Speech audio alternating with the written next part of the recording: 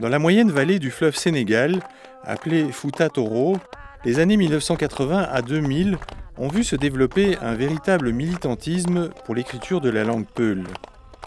Plus de 200 000 personnes ont ainsi été alphabétisées dans leur propre langue, la langue peul, appelée Pulaar dans cette région. Certains d'entre eux savaient pourtant déjà lire et écrire, mais dans une autre langue que la leur, en français ou en arabe coranique. Souvent, ce sont eux-mêmes qui sollicitaient cette alphabétisation en Pulaar auprès d'ONG, voire même qui l'organisaient par leurs propres moyens, sans attendre les programmes venus de l'extérieur. Pourquoi une telle demande ? Pouvoir apprendre à lire et écrire dans sa propre langue, ça change quoi ? Quels enseignements peut-on tirer de cette alphabétisation militante en langue maternelle ? Moussa, Néné, Awa ou Idi nous en disent plus. Vivre la langue. Une alphabétisation culturelle intégrante et participative. Reflet d'une symbiose entre militants culturels et ONG. C'est quelque chose que j'ai bien moi-même choisi dans mon cœur. Mourir avec Pulaar, vivre avec Pulaar. Le Pulaar, c'est ma mère, c'est mon père. De la poésie, des chants traditionnels, de l'histoire, des livres sur l'islam, mais aussi toute une littérature romanesque ou épique très prisée, les registres de l'écriture en Pulaar sont multiples et dépassent les usages fonctionnels du quotidien. Nous avons eu à dispenser une forme d'alphabétisation que nous appelons alphabétisation intégrante. C'est-à-dire donc, qui prend donc, l'être humain dans sa dimension et surtout donc, l'aspect culturel. Une langue qu'il faut valoriser donc, avec sa culture au même titre que les autres langues. D'abord, on se dit que c'est une langue comme toutes les autres langues, qui véhicule en même temps qui peut véhiculer des connaissances scientifiques comme toutes les autres langues.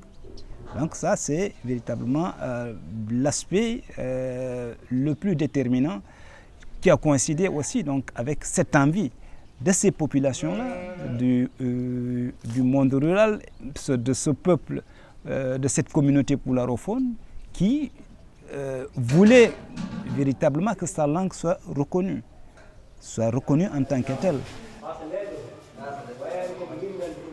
La demande émane des populations.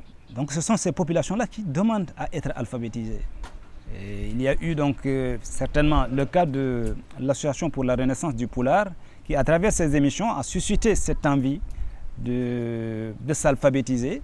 Et les populations se sont tournées donc, vers les ONG pour leur demander à avoir un centre d'alphabétisation au niveau du village. Et c'est ainsi que des centres ont été ouverts partout. Le revers de la médaille. Une alphabétisation fragilisée car devenue dépendante des ONG.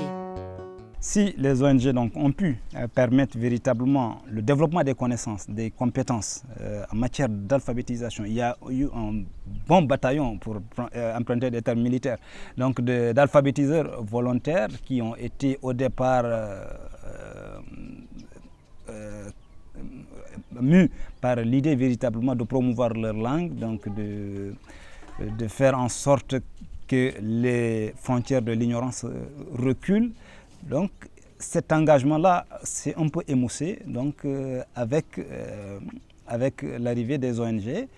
Bon, avec cette opportunité véritablement de gagner sa vie avec l'alphabétisation, certains véritablement n'ont pas continué dans leur élan véritablement de servir leur communauté. Donc, parce que c'était un travail qui pouvait leur permettre de gagner leur vie. Et c'est aujourd'hui qu'on constate que ce qui a été semé il y a quelques 10-20 ans est en train d'être récolté aujourd'hui. Mais malheureusement aussi, il y a une rupture de semences. Hein? Il y a rupture, donc, parce qu'il n'y a plus donc, de centres d'alphabétisation permettant véritablement de former d'autres qui prendraient donc la relève. Mais secret dans un cahier soigneusement caché. Au-delà de l'alphabétisation fonctionnelle, ce que l'écriture en Pulaar a rendu possible. L'alphabétisation en Pulaar a facilité bien des choses dans divers secteurs d'activité relevant de l'alphabétisation fonctionnelle. La santé, le commerce et l'agriculture et toutes les tâches de gestion et de comptabilité qui y sont liées, y compris l'administration des associations, notamment des groupements féminins d'exploitation agricole. Mais au-delà de ces applications classiques de l'alphabétisation, d'autres usages et effets de l'écrit en poulard sont apparus. Qu'en reste-t-il aujourd'hui ?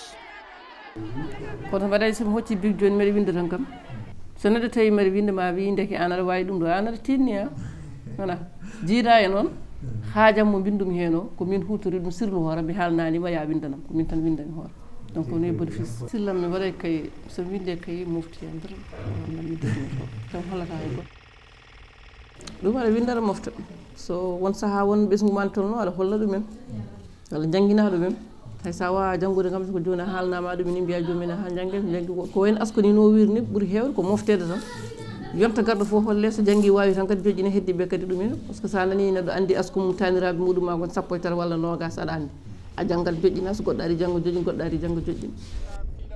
Mais toutes les familles n'écrivent pas leur généalogie. En fonction de leur position dans la hiérarchie sociale, certaines familles ont plus intérêt que d'autres à transmettre et à faire valoir leurs rangs et leurs alliances qui établissent leur statut social. L'écrit est alors plutôt au service des mieux nantis. Mais à l'inverse, l'alphabétisation en poulard a aussi été très investie par les cadets sociaux que sont les femmes, 7 femmes sur 10 apprenants, les jeunes et les groupes de statut servile ou tributaire, esclaves ou affranchis, artisans ou laudateurs. Oui, cela était quand même remarquable de constater que certaines catégories qui souvent étaient, je ne dirais pas marginalisées, mais qui n'avaient pas véritablement la place qu'elles devraient être, donc qu'elles devraient avoir plutôt dans la société, donc ont vu leur statut amélioré, donc parce que c'était une certaine envie, ils avaient une certaine envie véritablement de développer certaines connaissances pour se faire reconnaître par la société. Donc on a remarqué des gnagnos, des artistes et artisans, mais également aussi donc des descendants de captifs aussi, que certains d'entre eux aussi ont développé donc des connaissances, étaient très actifs dans le domaine de l'alphabétisation, mais également on a vu aussi que les femmes qui n'étaient pas scolarisées aussi donc se sont ruées vers les centres d'alphabétisation.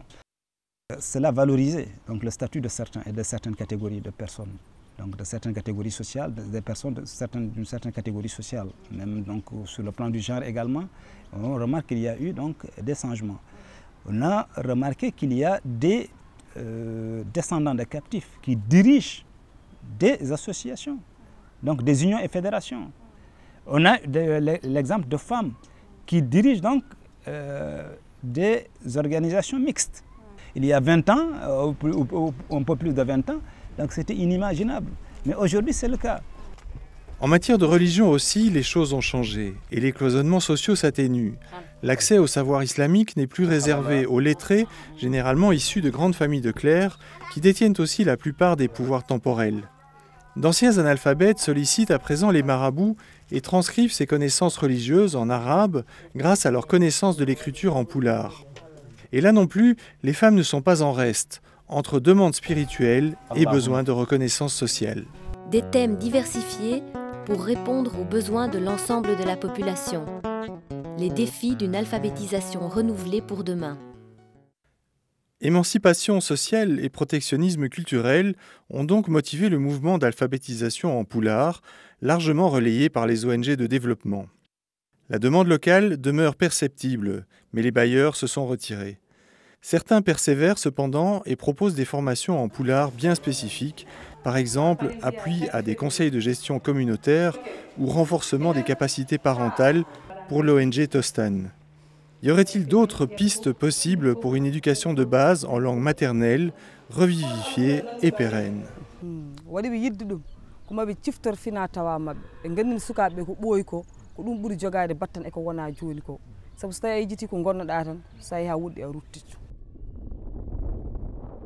L'intéressant, c'est que comment on éduque les enfants à la maison, surtout comment les mamans doivent être envers leurs enfants, doivent aussi, surtout sur les droits de l'enfant.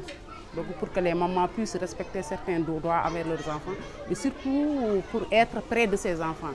Maintenant, on discute vraiment.